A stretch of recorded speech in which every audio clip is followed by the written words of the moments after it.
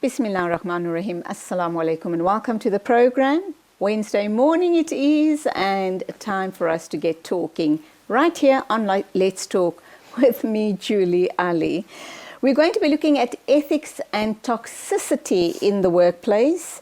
Dr. Foster from the Ethics Foundation will be coming in to talk about those issues. Marriage court and marriage classes from the family court is what we're going to uncover next on the show with Hussein Evans. But first up, we're going to be talking about the world famous Vilakazi Street in Soweto, and what is it that you can enjoy as a tourist or even as a local to go and spend a morning or an afternoon taking in the history, the sights and the sounds of Soweto. My guest is Mpumi Mpinso, and he runs a business on Vilakazi Street. Morning, welcome to the program. Good morning, thank you so much. Lovely to have you here, and we're going to be talking discovering Soweto. You were right in the forefront when obviously Vilakazi Street was being developed as one of the top tourist destinations in South Africa.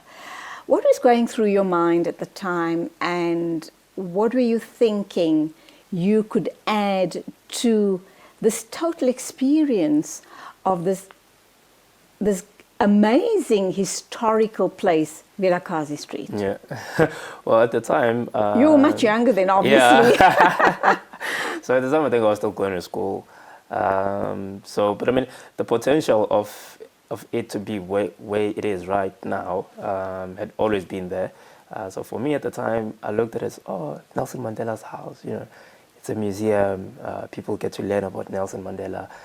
So it was exciting, and then obviously I did my research to only find out that there's more as well around Nelson Mandela, with Archbishop Desmond Tutu down the road as well. Absolutely. So it was exciting. It was exciting, and obviously I thought that I could add a bit of creativity, being the young guy that studied marketing and advertising. So I had that creativity, and also as a Sowetan, I do believe that Soweto is much bigger than Vilakazi Street. Mm-hmm. So having Vilakazi Street being what it is gives a lot of opportunities to the surroundings of Vilakazi Street and hopefully the other parts of Soweto as well. You studied marketing and public relations, and obviously you worked in corporate for a while.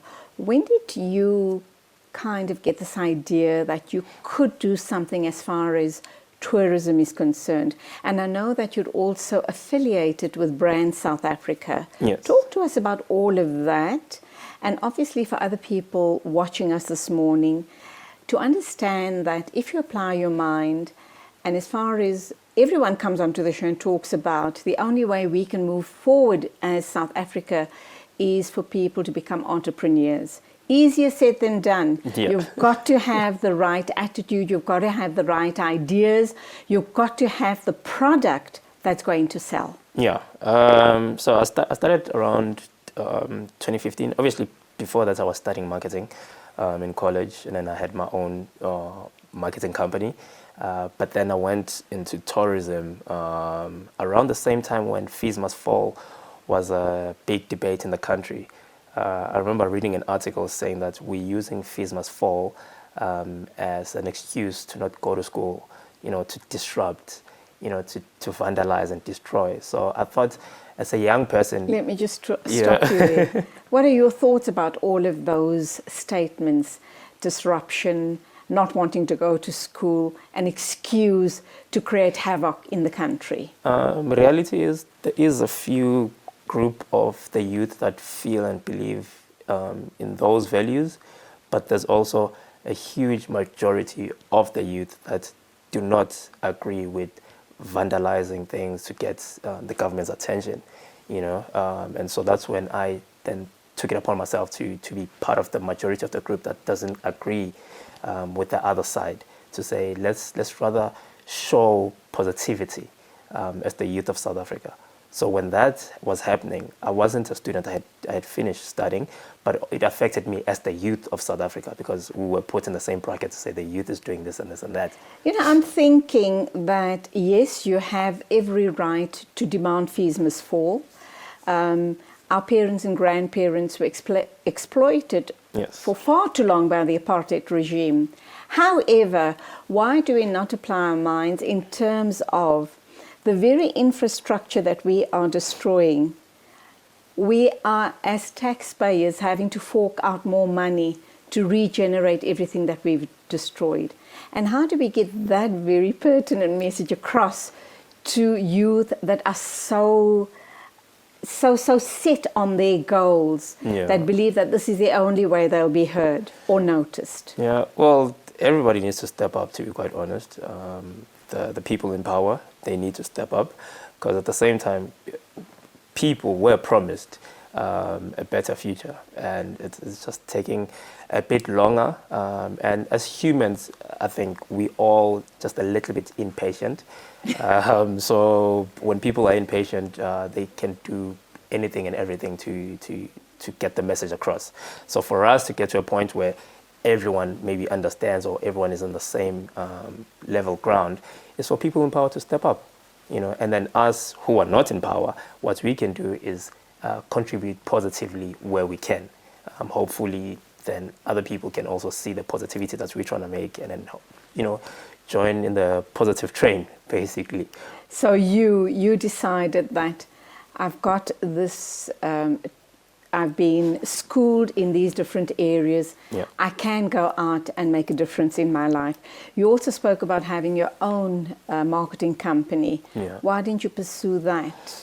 I worked on it for a while, but it wasn't impacting the community in the right way, because I was doing events, and I have as you grow up, your views on certain things change. So my views on hosting events changed. I wanted to do something that will uplift the community as opposed to just having a good time and that's it.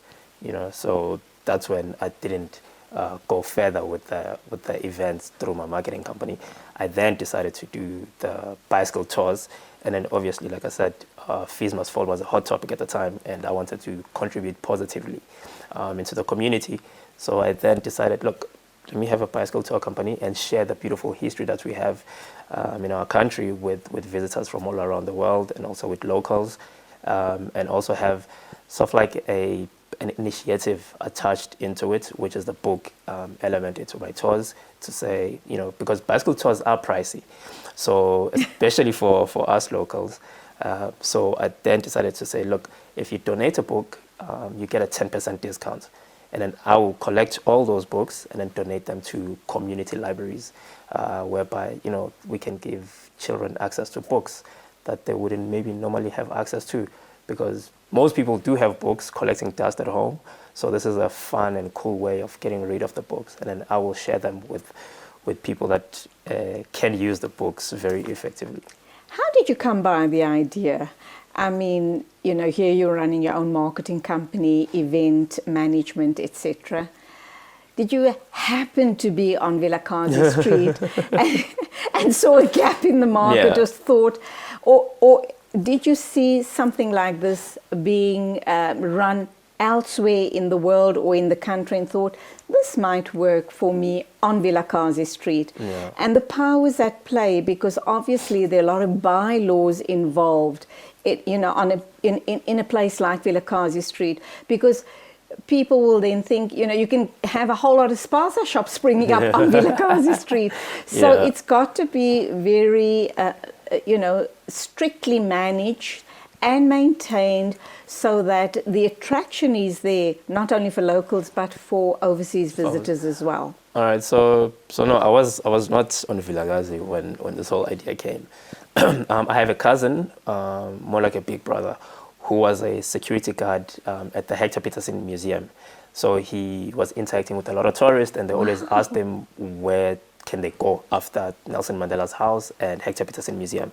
So then he called my brother-in-law to say, look, how about you have a bicycle tour company and then take these tourists, because there's quite a lot of them. And this from a security guard? Yes. My word, I hope he's a partner in your business. Or sharing in some of the profits. No, he doesn't enjoy cycling. No, but sharing some of the profits. But yes, we do share some of the profits Wow. in different forms. But yeah, and then from there, my Is brother. he still a security guard at? Yeah, but at a different firm. Yeah. Okay. Yeah, he's moved Let's up. go for an ad break. We're going to talk some more about this amazing concept, this workable, interesting concept right after the ad break. All right. Mpumi is my guest, and he's got a bicycle tour going in Soweto, discovering Soweto. We're going to ask him what it's called, for how long he's been running it. And of course, for me, as far as I'm concerned, this is a job for life, because there'll always be a need and there'll always be an attraction as far as this is concerned. Don't go away. We'll be back with you in a minute or two.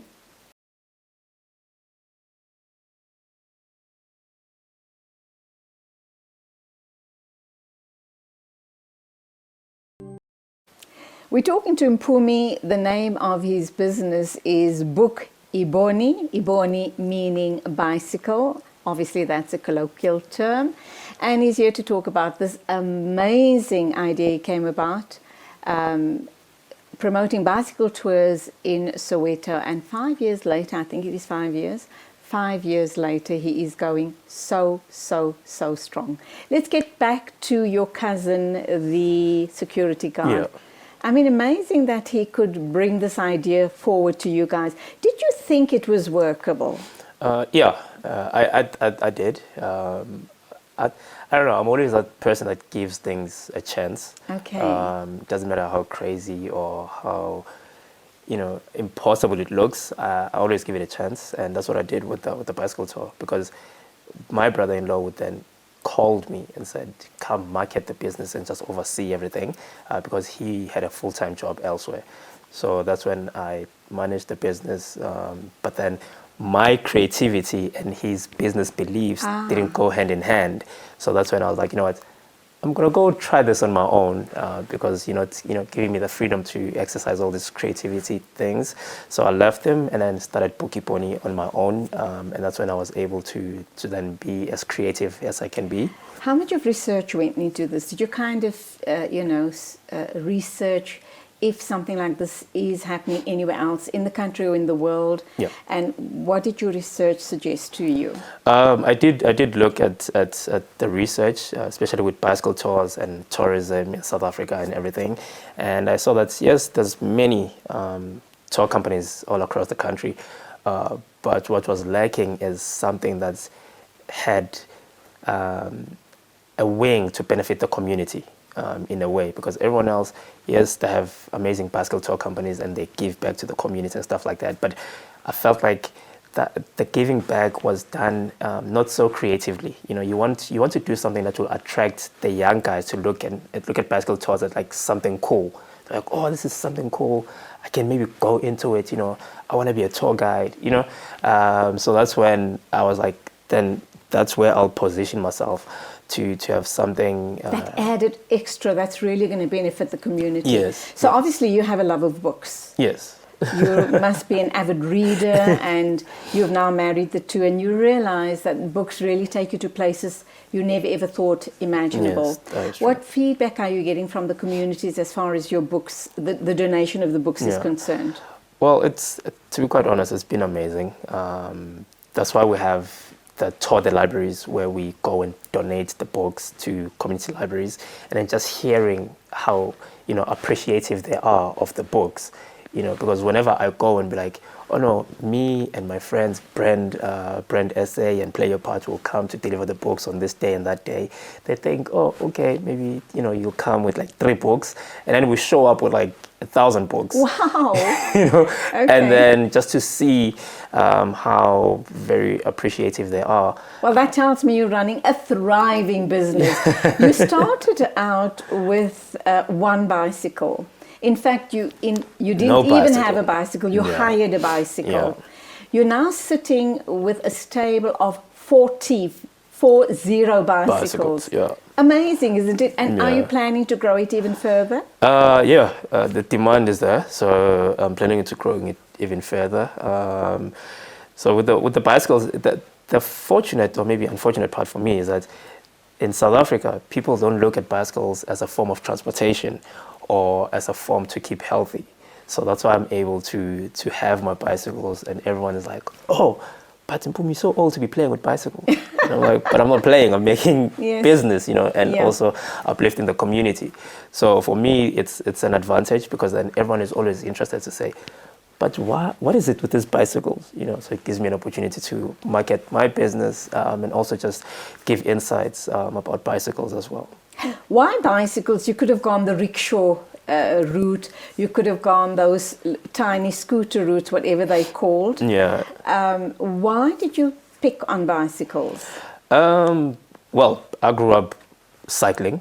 Okay. Yeah. I think most kids in the township, they love bicycles.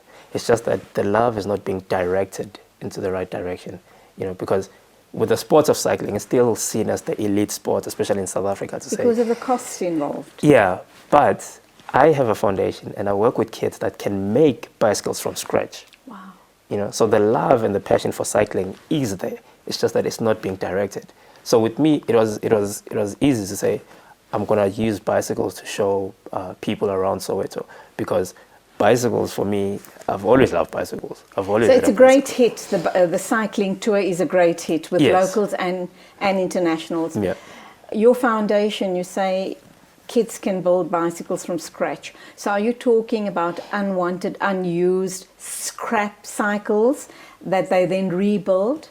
And how many kids are involved there? What are the skills that they're learning? And where do they go to after they've almost graduated from your foundation? Yeah. All right, so one, yes, it is the scrapped unwanted bicycles, but also they collect steel from all over the place. Stuff like recycling the whole steel and turning it into a bicycle. So they make that. And the skills that they learn basically is just discipline. Cycling has a lot of discipline in it. Wow. It's not like soccer or basketball, where people have egos and stuff. Cycling has a lot of discipline that goes into it. So they do learn a lot of discipline. And then I do have a professional cycling team that I work with called Cycling Box Racing Team. So once they graduate, now we're looking at feeding the cycling box with our kids, because they also feed into a much bigger professional team. Right. So now that it gives these kids an opportunity to see what professional cycling world is like and what happens in there. Are you talking street kids or are you talking regular kids? Just taking regular kids from the township. Okay. Yeah. How do people get in touch with you? What does the tour cost? What's the duration of the tour? So for people wanting to go on a cycling tour with you of Soweto, what are you going to cover with them? Okay, first the tour takes about 9 kilometers, but there's a lot of stops, a lot of conversation, a lot of drinking of water to keep hydrated. So 9 kilometers would be the duration of the cost. Duration of the tour. Of the tour, I mean, and then it costs about $550, and then with that 10% discount if people donate a book. Yes.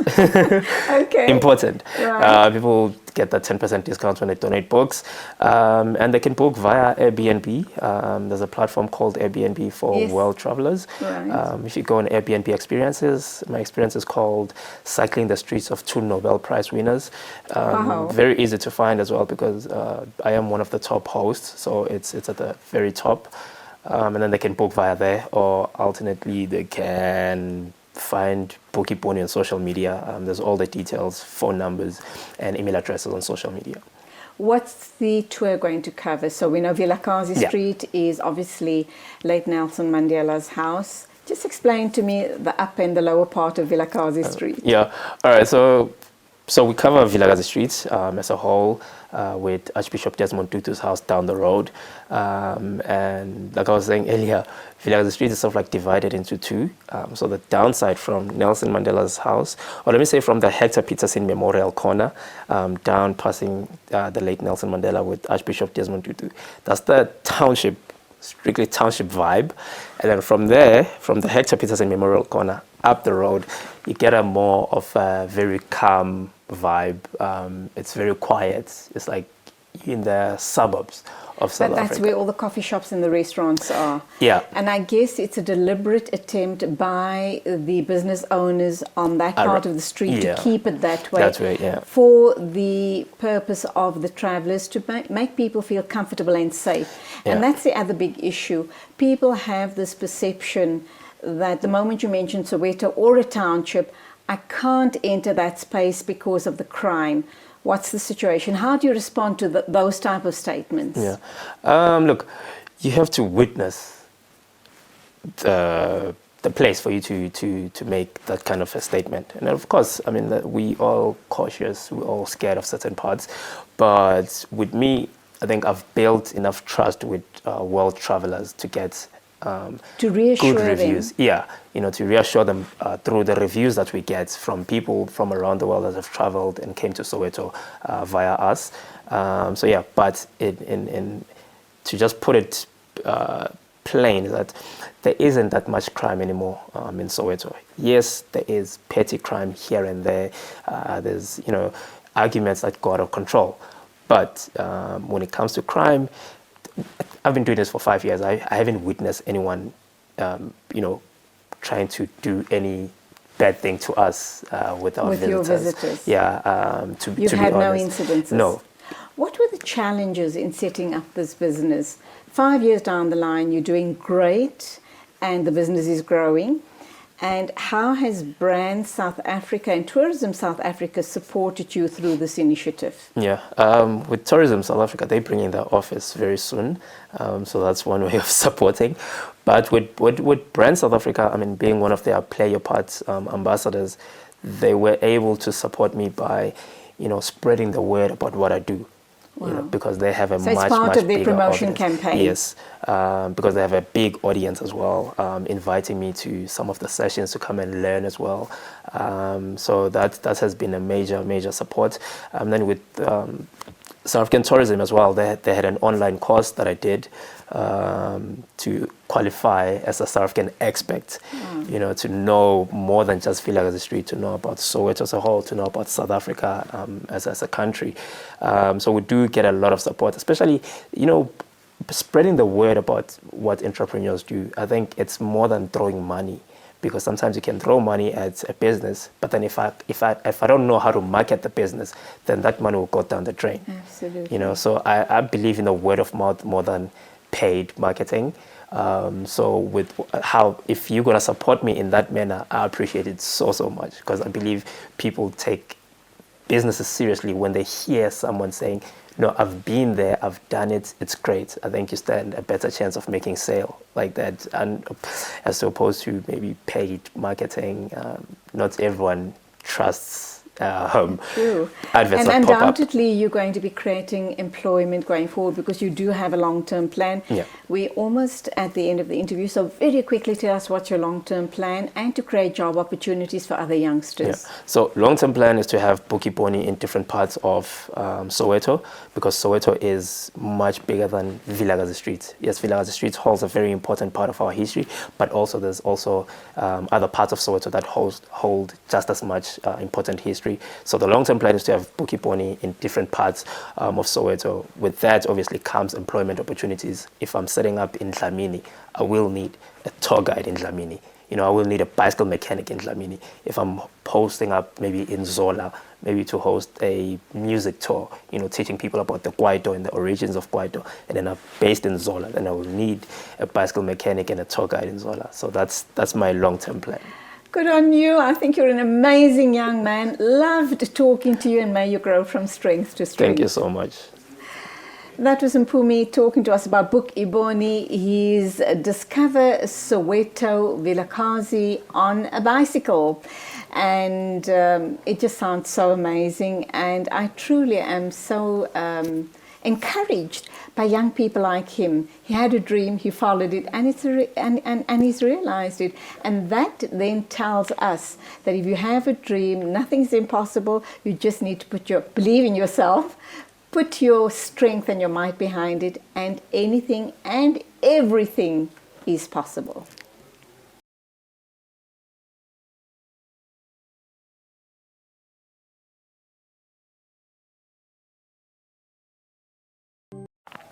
And welcome back. We're now moving into the realm of spirituality. Alhamdulillah.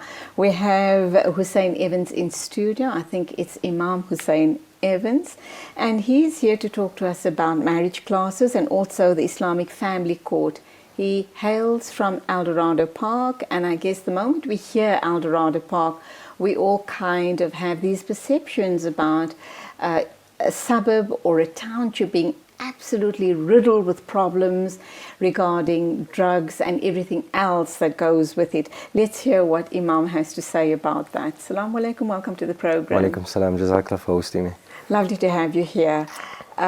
You've heard my introduction, the issue around El Dorado Park. People are often too afraid to venture into the suburb. Is it as bad as the media sometimes make it out to be?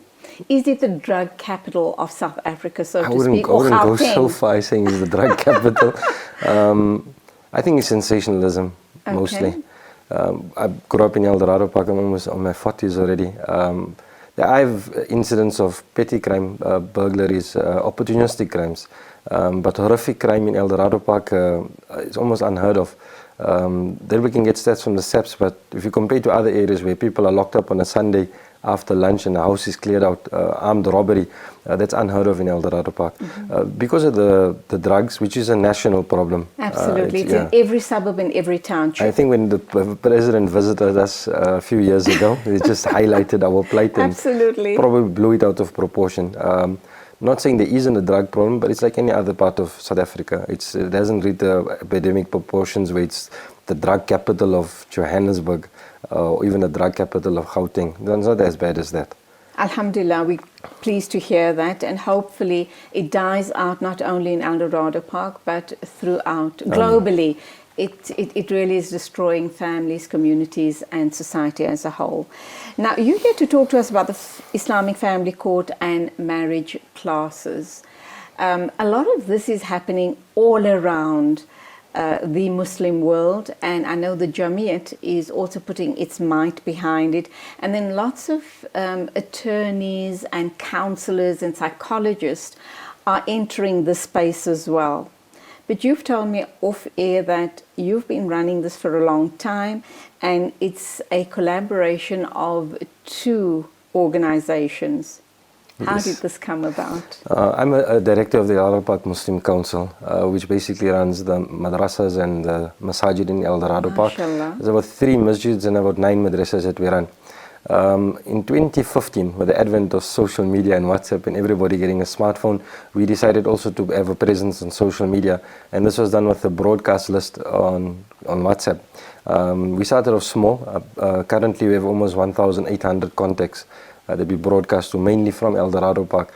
And one of the services we offer on the broadcast list is a Q&A, because many of the Muslims in El Dorado Park are reverted to Islam. And unfortunately, sometimes the family they marry into is not equipped to assist them in their journey in Islam, like teaching them and explaining to them more about Islam. So we started this as an interaction between the community and ourselves. And what we found over the years is, as the conversations went and the questions went, you could see certain trends developing. And according to those trends, we started putting certain things into action. So the one thing we started is to try and start like the satellite madrasas. Normally people have it at masjids or big centers where hundreds and thousands of children come, but we opted to make it accessible as possible, where we want the madrasa to be within a kilometer's walking distance for any child in El Dorado Park. So no child has to cross a highway or a main road and just walk down the street to go to madrasa.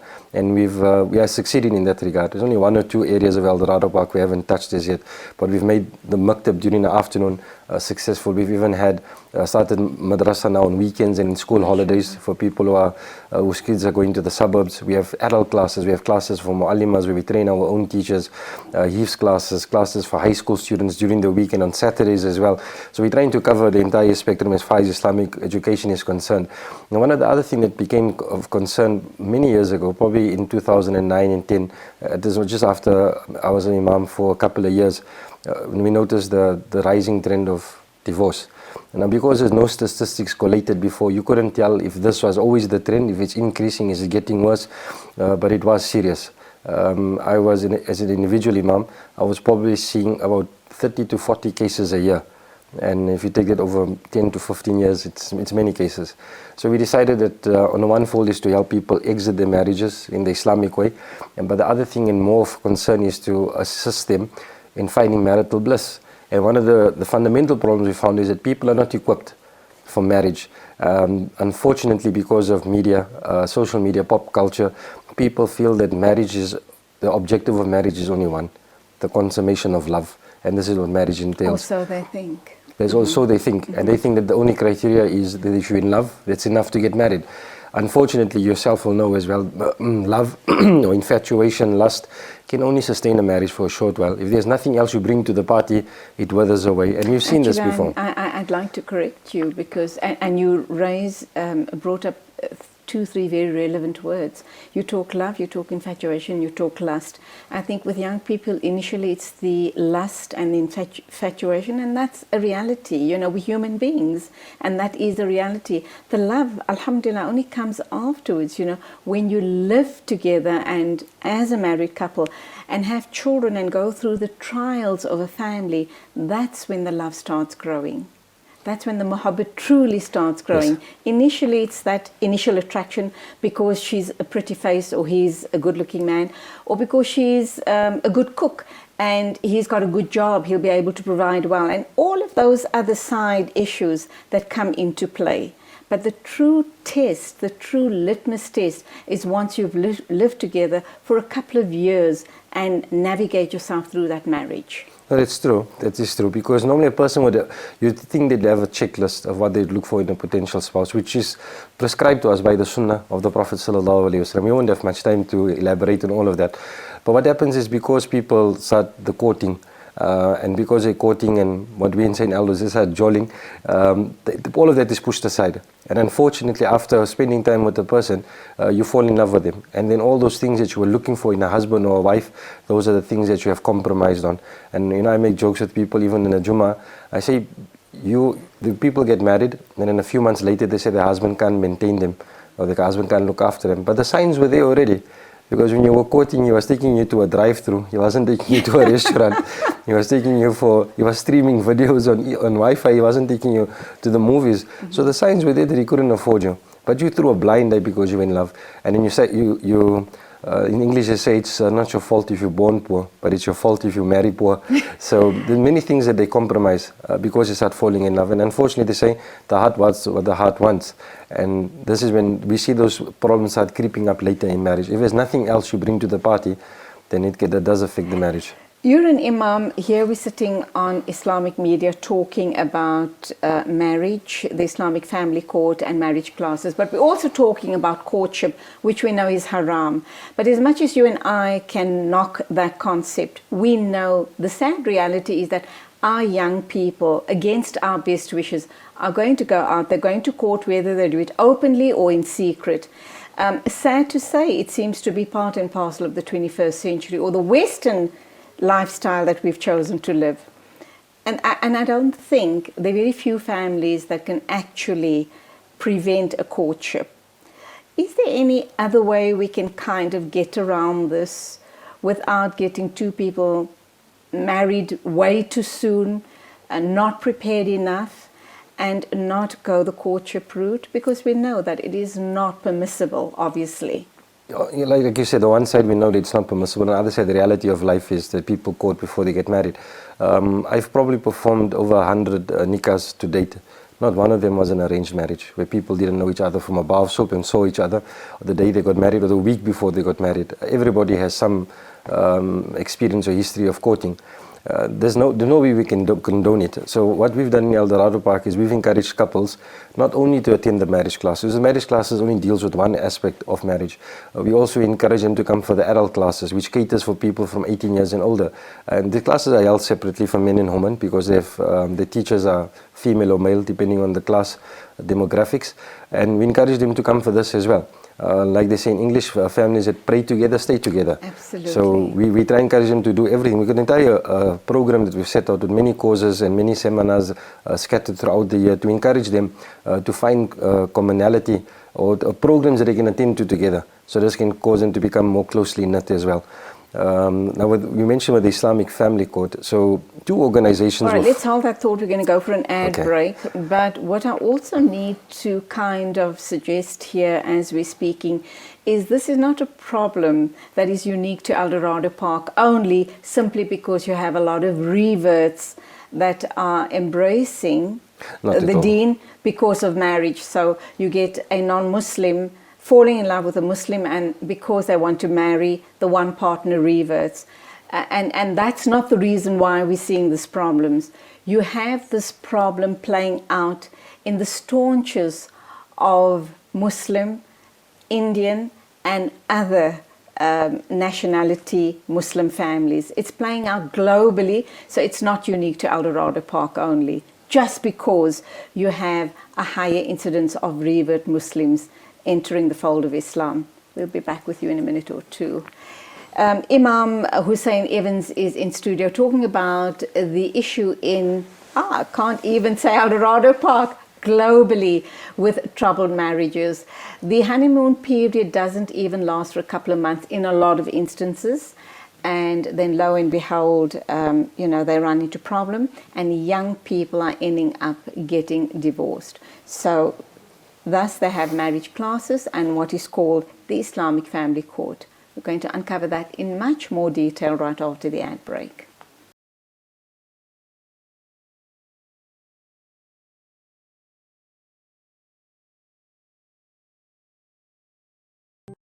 And welcome back. And I've been having a hearty conversation with the Imam here about the horrendous issues that play out in our communities. Just the way couples get married. They start off on such a bad footing, and then when the marriage ends very disastrously, then they blame the whole world around them, not applying their minds to the way they even entered into the relationship in the first place. What do you say to that? Just a point of correction before we broke for the ad. I mentioned with regards to the forming of El Dorado Park Muslim Events, which is a social media presence that catered for many of the reverts that are in El Dorado Park. I didn't necessarily say that contributed towards why marriages are dissolving. No, of course at not. an alarming rate. Of course marriage not. is dissolving for many reasons, and it's. I mean, if it was only that reason, then in communities where there were no reverts, everybody would still be married. Absolutely. So, but it's becoming a pandemic, and it's affecting all communities, irrespective of wealth, irrespective of background, and irrespective even of piety as well. Whether you're a reverted Muslim or you're a person who has grown up and studied as well, it affects everybody. So what we've decided to do is we've started a premarital preparatory program. We first rolled it out in 2012 in El Dorado Park, and we've had the classes there from then until last year. It's probably for 7 or 8 years in a row we've been having it. And what we've noticed with the people who are coming for the classes, one of the basic things that they miss is what are the rights of the husband and what are the rights of the wife. And we've seen it by just educating people on their rights, and they know exactly what their rights are, then it leads to all these expectations or unnecessary expectations being shelved. And let's not forget the rights of the two supportive families, the in-laws and the outlaws, because there are rights there as well. And you need the support of the families for that marriage to work. So if you start on the right footing, alhamdulillah, with respect, with adab, then things will go well and you will get the support to help you through very difficult times. That is true, but we got stuck on the premarital preparatory program, I won't lie to you, because there's such a need for it. Right. We couldn't even develop this. There's a few more programs and interventions we wanted to develop. And one of them was a program for people who are already married. This course that we're doing, although many married people attended, is solely geared up or really targeting people who are in the process of getting married or have the intention of getting married. So it's what a do you cover there? program. What do you cover there? Just give us some idea. Okay, in the first session we discussed basically all the characteristics to look for in a husband and wife, the reasons for marriage, and we do a little bit of Islamic law as well with regards to what are the arkan or the pillars of a marriage, what are necessary for the nikah to be regarded as valid, because there's subtle differences between the Hanafi and the Shafi in this regard.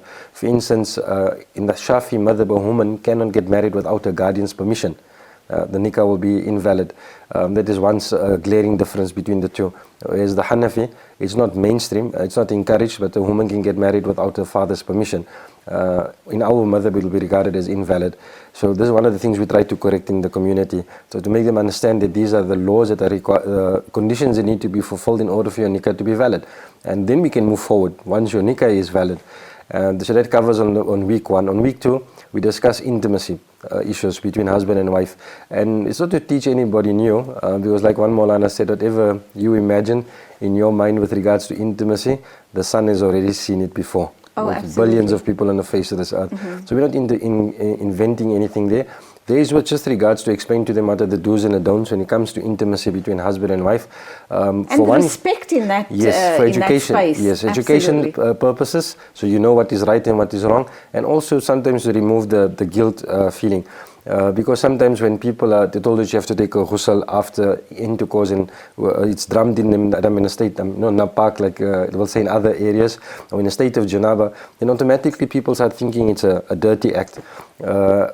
The sexual impurity we are speaking about is from a Shari'i perspective. That you need to have ghusl. It's not physically, a human being is not dirty unless he has dirt visible on him. So to explain, to try and get this guilt feeling away from intercourse as well. And then the third one is probably the most important. It discusses the rights of the husband and the wife and touches on the rights of the children. It only touches there because we're intending, inshallah, if everything goes well, hopefully this year or early next year, to have a program for married people already, to discuss certain issues like how do you deal with your in-laws, or if you got married and you've got kids from a previous marriage and your husband has kids from a previous marriage, and then the two of you have kids together, how to deal with that family dynamic, how to deal with infidelity on behalf of your husband or your wife, and many other issues, economic issues that people face as well. But that is something we've just written down, we've jotted down, but never ever put meat on it. And that is something we'd like to get into as well. So we actually want to help and assist people in different aspects of their marriage, from those intending to get married, those are already married for a few years, and those are probably married for a longer period of time. And unfortunately for those also who intend ending their marriages and terminating it. So what happened last year, in 2018, 7 ulama in El Dorado Park got together and we formed a network which we call the Islamic Family Code. And this was to try and roll out certain procedures out. So to make it mandatory, for instance, that any person who wants to get married in El Dorado Park, we are first going to do a premarital consultation to make sure that the requisites of the nikah are fulfilled, and also to go through briefly with regards to the rights of the husband and wife, and we make them sign a prenuptial contract which covers all the rights of the husband and wife. We don't need a contract for it because it's already enshrined in our Sharia, but by putting in black and white, then they become more aware of what marriage entails. It's not just setting a date with an imam and getting married and that's done. There's a huge issue in our country regarding gender-based violence. And depending how you view it, it could be verbal, it could be physical, it could be even withholding financial support, or making the wife or the husband so dependent on you financially that too is violence being perpetrated against that partner. Do you cover that? And it's really very sensitive. Yes, no, we do. In the one of the most important parts of the premarital, of the prenuptial contract, it discusses what the husband's responsibility to his wife, and it highlights that whatever the wife contributes towards the home, she is not obliged to do so, and she cannot, even if she agrees and even if she volunteers to assist in the home, there is no further consequence if she doesn't, because she's not obliged to look after anybody. And that's what people don't realize. In Islam, a woman is so protected, it's unbelievable. Absolutely. That the Sharia, the way it protects women is unbelievable. The Muslim is a different story, but Islam protects a woman beyond imagination. I'll just cite 2 examples. Number 1, a woman in the Sharia has no dependents. She's not obliged to look after herself, even if she is wealthy, not after her kids, after her parents, nobody. And that is why she can give her zakat to anybody, because she has no dependents. A man, on the other hand, has to shoulder the responsibility of looking after his parents, after his wife, after his children, his grandchildren, if it comes to that as well. And that is why when someone passes on, the greater share goes to the male child, yes, because of all his dependents. Yeah, that's another topic altogether. Because men are not fronting up and they don't use it to look Absolutely. after the woman, unfortunately, the way it intended by the Sharia. So that is the first instance. The second instance we come when we look at the reputation of a woman. If a man accuses his wife of zina, of committing adultery, or he denies paternity of his children, the Sharia tells us and prescribes to us that marriage has to end and he can never marry that woman ever again. But if the wife does it to the husband, there's no consequence whatsoever. Mm-hmm. And also we know that and also the issue around the 4 witnesses, credible witnesses. Yes. So if a man utters any slur against his wife, he needs to make sure that there are witnesses to confirm that he can't keep So there's insulting her. two separate situations. The one is a man he just accuses his wife of sleeping around. So he's got no witnesses, he's got no proof. In that case, his marriage has to end. That's what the Sharia says, because it's called li'an. You can't keep accusing your wife of adultery and you have no proof. So to protect her honesty and her chastity, Allah says you part from them, woman. The other one is with regards to false accusations made against a woman who's not necessarily your wife. So the one is with regards to the wife, the one is any other Muslim woman. And what does the Sharia say? You must be lashed 80 lashes for bringing a false testimony against a chaste woman. What happens when a woman does it to a man? She doesn't get lashed for it because her honor, her dignity, her reputation is protected by the Sharia. And because you're a man, you can fend for yourself. You don't need added protection in your marriage or even in life as well, because you should be able to stand your ground. And because of them being the fairer sex, Allah protects them in this regard. So we've placed certain clauses in the prenuptial contract. Unfortunately, our whole page is just with regards to the exit clauses. How can a woman I hope get... there's a lot of emphasis set on this issue around the abuse against women. There's about 14 or 15 clauses. If a husband is unable to maintain his wife anymore, if he is unfaithful to her in the marriage, if he starts taking to drug abuse or substance abuse, if he accuses her of adultery, it's also listed as one of the conditions that then what he does is he delegates his right to divorce to his wife at the time of nikah. So he already knows by the time we're doing the premarital consultation, this is the way you need to conduct yourself. And if you're not going to conduct yourself in that manner, you face the real prospect of a marriage ending. And the wife will have then the ability, after she's brought it to a matrimonial committee, so they can find that the husband was guilty of that offense, and then she, not them.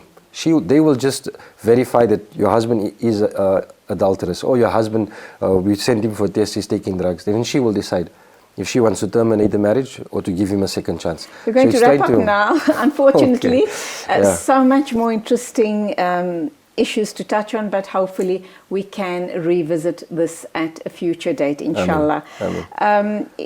Let's just very quickly talk about the classes. Are there any costs involved? How do people get in touch with you to attend? So the classes we're having this March, from the 8th, 15th and the 22nd of March, will be 10 o'clock in the morning at Randburg Musalla. There's no cost for attendance. But it's a Saturday, I presume. It's Sunday morning. Sunday morning. From 10 to 1. The attendance is free. But the books will be sold because printing brings along its own costs as well. But to try and to reach as many people, the attendance for the course is completely free. Alhamdulillah, you guys are doing amazing work. Do you have any statistics to prove how many marriages you've saved, perhaps? Or how many divorces you've actually avoided? Well, the marriage classes, the statistics we've collected for the marriage classes, we've 218 people have attended the marriage classes, and 87% of them are still married. Alhamdulillah. The 13% of them are unmarried. And when we look closer at the 13% who have divorced during that time, majority were people who were married and were coming to the classes to looking to salvage their marriage. And unfortunately, they came at the time as a baby just a little too late. There's probably only one or two couples who were not married, came for the classes and ended up being divorced. May Allah subhanahu wa ta'ala accept all of your efforts. You guys are doing amazing work. Keep it up. And shukran so very much for being with us on the show this morning. That was Maulana Imam Evans from El Dorado Park talking about marriage classes and the Islamic family court. Eye-opener indeed, and let us encourage all our young people and even us older ones, if we're having problems in our marriages, this is the route to go. It's never too late to try and salvage or start working on a healthy relationship, inshallah.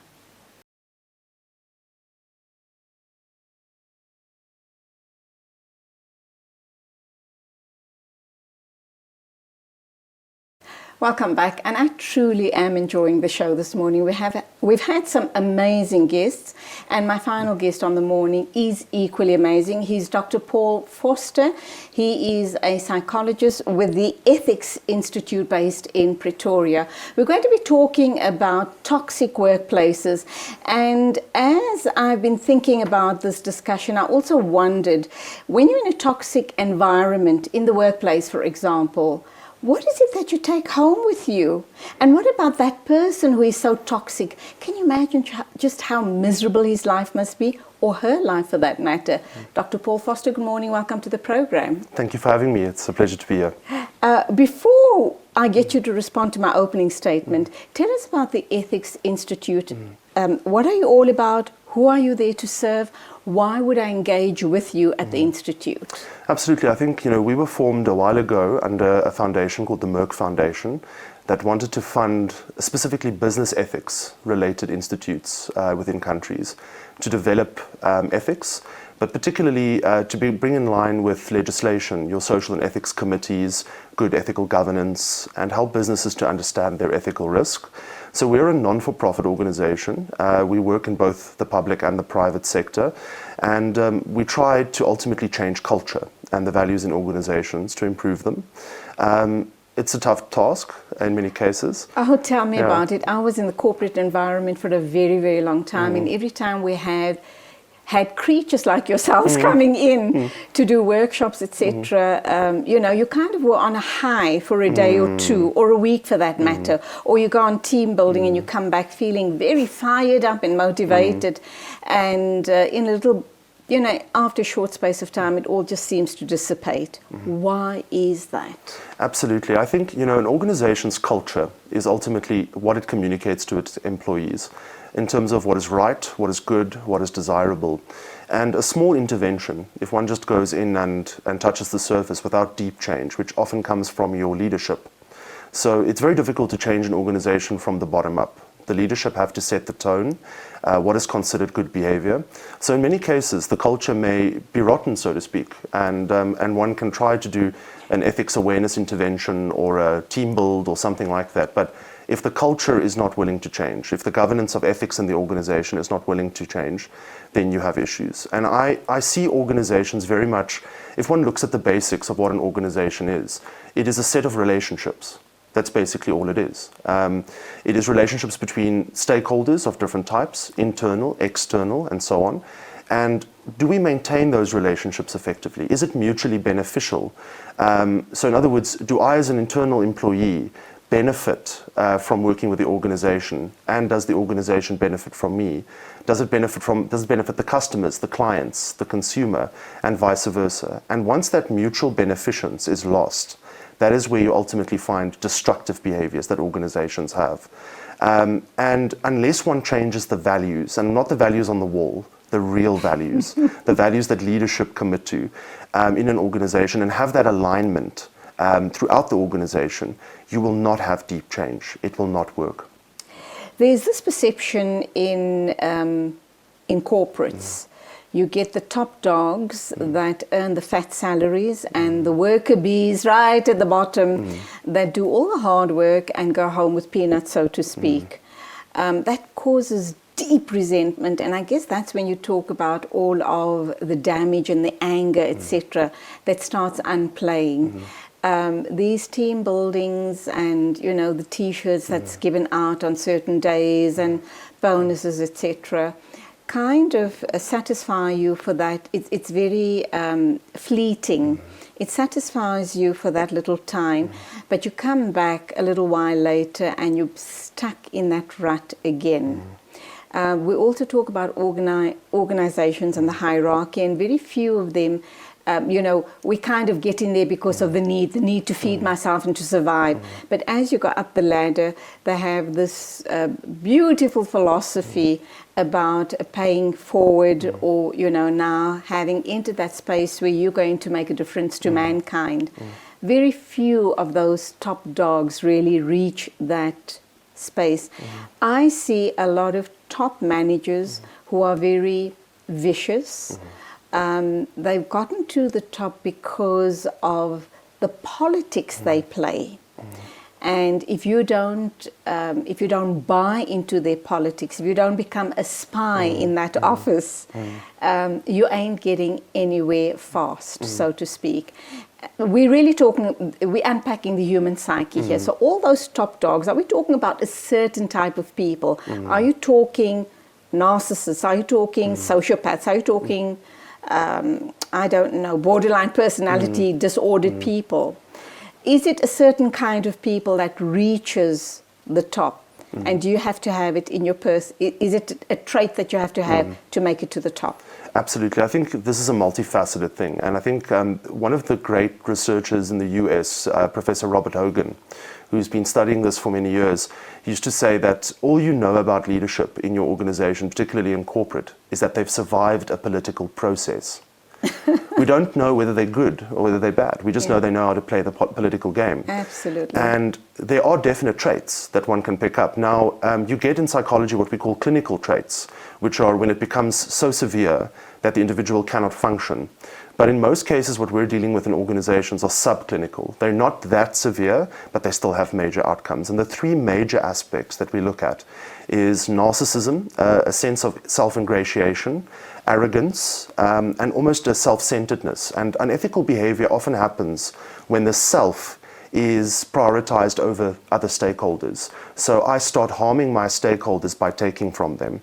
And narcissism is well suited to that sense of arrogance. But by itself, it can be managed. But if you had to couple it with one of the other dark triad characteristics called psychopathy or sociopathy, where there's a lack of empathy, a lack of impulse control as well. They want it and they want it now. And a sense of a sense also of ingratiation there. Then you've got a serious problem because you've got an individual that's arrogant and they don't care about their followers. They don't have empathy with their stakeholders. Absolutely selfish and self-serving. Absolutely. So this is the creature in the workplace. Is this creature the same creature that the loving wife and children meet at the end of the day? Exactly the same? It's the same. And what's interesting is Hogan and his colleagues have looked at, for example, what is the difference between your at-home self and your at-work self. And there is also social structures within organizations that change people without them even knowing it. Ooh. And this is the scary part. Philip Zimbardo did a number of studies. One of them was an experiment in prisons, where they took students at Stanford University and put them in a compromising role. One group was students that were guards, the other group were prisoners. And they left them for a few days to see what would happen. And within about 3 days, the prison guards, who knew they had a 50-50 chance of being prisoners themselves, started abusing the prisoners. So your role, what you play in your organization, the instruments of power, the power suit that one wears, how different one is at work versus at home, because of how the culture basically inducts you. Hofstadter says people are assimilated. That's a very powerful word. You're assimilated into an organizational culture. So what's interesting is people wear masks. They head off to work, they play the game, they're vicious, and then they go home, pet the dog, and take the children for a walk. And this is typical behavior that we've seen even before the corporate world started becoming aware of this. For example, if one goes back to Nazi Germany, a lot of questions were asked after World War II. Why did the Germans do this? And many Germans were not bad people. They were good citizens. They would go off and commit these atrocities in the day and go home and take the children to church and have a social gathering. So the question is, the darker side of our natures, destructive leaders have an ability to tap into that effectively. And they manipulate. And draw you in. Absolutely. And if you don't, you're either with them or you're not with them. Absolutely. So you don't have a space in their field. This plays out very strongly in corporate environments. Earlier on, I think my opening statement, I spoke about spies. So you managing a particular department. In many organizations, a manager or a supervisor is in that role where they've got to report back every maneuver. Every breath that I've inhaled gets reported to the powers higher up. So those powers literally play God with your life. Absolutely, and one actually sees that. That's exactly the right word. It's not the humble leader who serves those individuals below him. Some of the definitions of good leadership is building and maintaining a high-performance team. What is a high-performance team? It's a high morale team that live their values. And the leader serves that team. He initiates or she initiates a process by which that team can function as effectively as possible, aligned to their values. Now, what we know about destructive leaders is they are very authoritarian, which means they want full control. It's almost a command and control environment. They don't like to share power. So the power distance between them and their followers is quite massive, and they try to maintain that.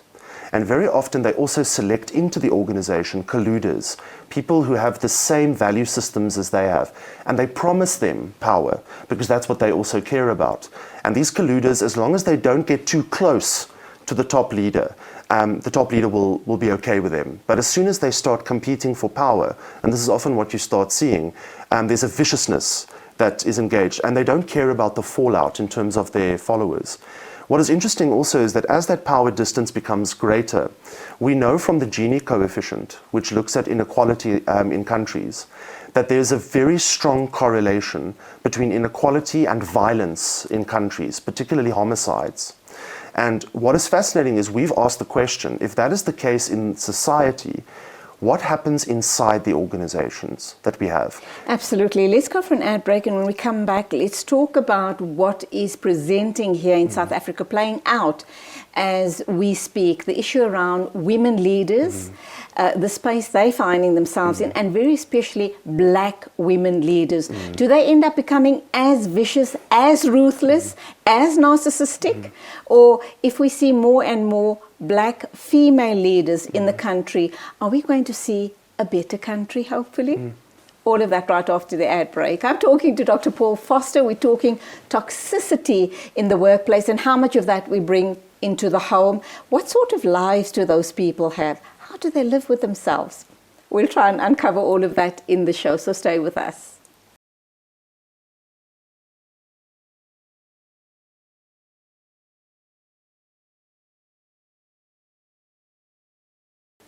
Welcome back. My guest is Dr. Paul Foster. We're talking toxic workplaces. We're talking leadership, toxic leadership. What is it that makes a strong leader?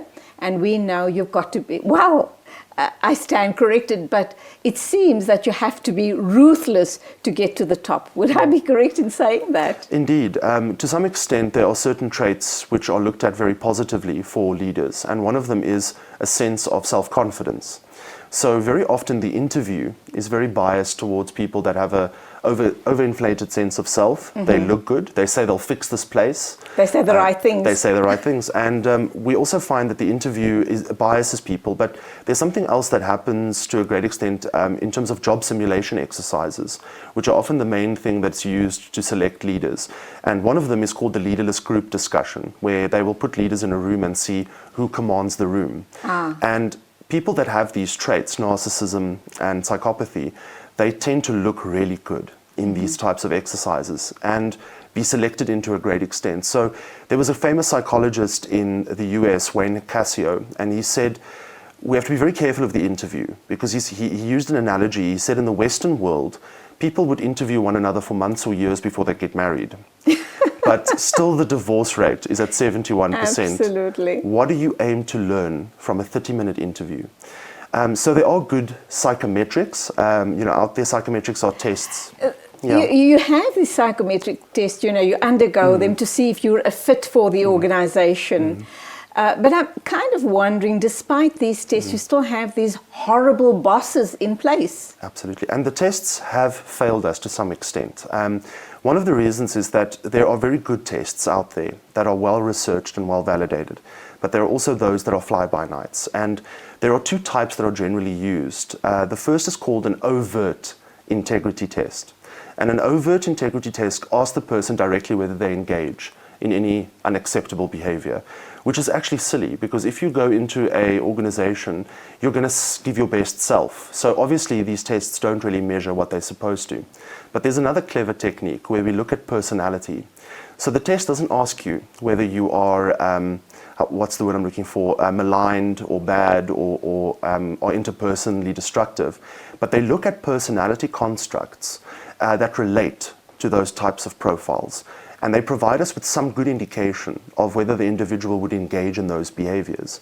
So there are good tests out there, but I think there is such a fly-by-night, market that people should be very careful and do their research beforehand. But what we do know is that good psychometrics do better than, for example, just the interview. One of the tests which is out there currently, which was developed here in South Africa and has gained international fame, is a test called the WRISC, W-R-I-S-C, the Work-Related Risk and Integrity Scale. And that test looks particularly at personality of the individual and how that correlates with possible destructive behavior. So the individual who's doing the assessment never knows that they are being assessed basically on destructive traits. Okay. But that still doesn't take away from the fact that you have horrible bosses and horrible colleagues. Absolutely. Let's look at the issue at black female leaders. We're hoping that in the coming years we're going to see more and more women taking up these spaces. What's that telling us in terms of women and their very empathetic and warm and motherly natures? Is the workplace scenario going to change? Are we going to get more relaxed, more nurturing type of leaders? The answer is not necessarily. And I think we have tend to have a bit of a stereotype in terms that women are more empathetic and motherly and so on. But unfortunately, we are seeing that similar traits come out in women as well. Is it because they're competing against very vicious men? It is, but also against one another. And it's interesting that the traits show themselves in a different way. For example, where men would become a lot more confrontational, that's what the research shows us, and more direct, destroying the individual in a very direct way. We just have to look at how Trump operates when he attacks his opposition very personally in a direct manner. But it also shows a lot of his childishness, Oh, absolutely. his 3-year-old tantrums playing out, which is shocking. Yeah. But that's the reality, is it not? That's exactly, and that's that lack of impulse control that you tend to find. To keep him on his, how can I say, his teleprompter is very difficult. I think his team really struggles with that. But that is how it plays out in men generally. In women, it's slightly different. You may find the humble narcissist, for example, the individual who doesn't show that they're arrogant or over-exaggerated in terms of these traits. But if they are, if they're given feedback that they find negative, they will find a way to destroy the individual. And what we find in women is they often use reputational damage and basically pulling another individual out of a social group as their way of destroying that individual. So, for example, I will destroy you by reputational damage, talking about you in a negative way, or excluding you from opportunities or social opportunities. But even men do that. They do, but women tend to do it a little bit more. So I think we have to be very careful to think that women are immune from this. I think also you are finding, rightfully so, as you've said, that women are trying to compete very much more in that field, at that level. So they're engaging in very similar behaviors to men as well, to compensate. It's almost a situation of adapt or die. Absolutely. So if you don't adapt, you're going to be flushed out of the system. Yes, absolutely. And you know, it's quite terrible to see how the two operate. There's been this thing, for example, in psychology, where they've looked at antisocial personality disorder, which has all of these concepts. But in women, does that play out the same way? And the answer is we're not sure. What we do know is that aspects such as, for example, the borderline personality or the histrionic personality, some people have argued that these types of constructs may be the way in which psychopathy or antisocial personality manifests in women. So we don't have a lot of research. All we know is that antisocial personality is biased much more towards men. You find that many more men have the trait than women. But that doesn't mean that a negative trait that corresponds to women doesn't exist. And what does that look like within the workplace? Almost wrap up time. Let me ask this question. Are you born this way? Are you born with this inherent personality type? Or is it developed and your environment plays a huge part in it? Is it really the survival of the fittest? Is, you know, that's the one question. And then again, we come, I guess it is kind of interrelated. Are leaders born or are they developed as well? Well, the answer is a little of both. What we know, for example, from a number of studies done on the extremes, we're talking now about serial killers and your true psychopaths, is that in many cases, a lot of them had an inherent tendency towards these behaviors, but that doesn't mean that they would necessarily go bad. You'd be surprised to find that there are many people who have these inherent tendencies that operate very well within our environment, and we will never know that they have these tendencies. But what we do know is that the environment is very important. In many cases, if you look at these extreme psychopaths, they had a childhood which was marked by a sort of dog-eat-dog world, survival of the fittest, as you say. And that is the Machiavellian orientation that you often find in many of these leaders, which is very, very damaging. So what is Machiavellianism? It is the idea that one cannot play fair, that the world is out, that the good guys or girls finish last. So if I can get an advantage early on by playing unfairly and harming a few, breaking a few eggs to make the omelette, I should do so. And when that values orientation kicks in, then you have your very destructive types of behavior. So indeed, it is both. I would use the analogy of your genetics is like a chessboard. So if you don't chess, you can make thousands of moves, but you still have to play on the chessboard. So there are limits. You can develop someone to be better, but they would want that and want to be self-aware, but the genetics play a role. And if the genetics and the environment come together, that is often where you find the most destructive characteristics that come out. So I don't think we should say that we are not in control. I think we can mitigate these things with good development, especially at younger age, instilling the right values in our children. But we have to be very careful of the environment interacting with that type of personality, because then you get the true dark side. Almost at the end of the interview, final question. If you have a toxic workplace, a boss and colleagues, obviously the colleagues or the supervisor manager has been coerced into working your case in that, to work you possibly out of the system or to make your life as miserable as possible, so that you either go along with them, with their management style, or you're going to then leave the organization. What do you do, and are these the same people that are going to go home to a loving wife and children? Absolutely. How do they switch? How do they flip that switch? It's a masking behavior, and that switch is sometimes many people would say, especially if you look at the extreme cases, I never knew that this person was like this. And often they hide it with good charisma, charm. Charisma is one of those traits that get you into an organization, and the same trait that gets you followers, and the same trait that can destroy you. So one has to be very careful of charisma and charm. So yes, on the one hand, that's the case, but I feel sorry for the victims within the organization. So if I'm in that situation... what do I do? Exactly. All right, so there are a few options. Firstly, if it is a toxic organization, in other words, it's so entrenched, do your homework, I would say, before you enter an organization. Once you're in there, it can destroy your life over time. We often look at the rates of suicide, depression, burnout that we are seeing currently, and we wonder at the Ethics Institute to what extent those things are caused by people not being able to live their values in an organization. So I think if you cannot change, if the system is not going to change, and you feel you're not being yourself, get out. And that's where we have to leave it. I've got to say to you, get out.